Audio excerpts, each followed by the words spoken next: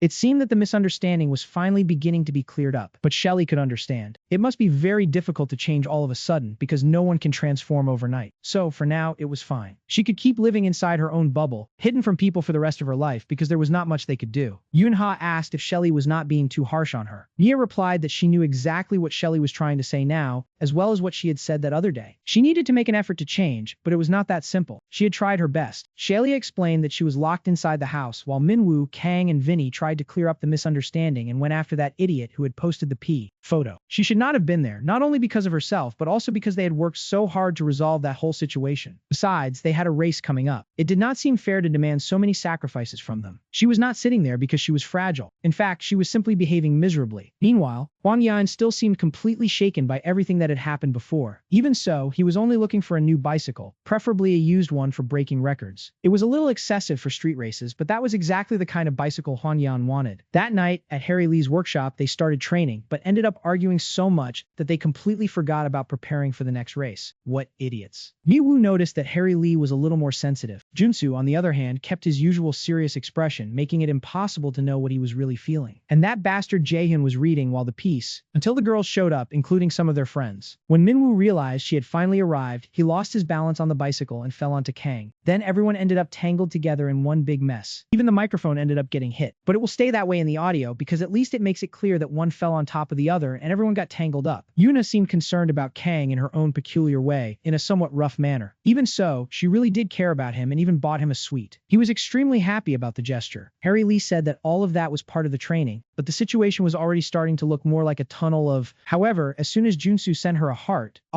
what a sweet moment. She was clearly moved by it. Later, Minwoo and Mia were left alone. She thanked him, as she had found out from the girls that they had argued because of her. He replied that it was nothing serious. For her, all of this was much harder, so he asked her not to worry.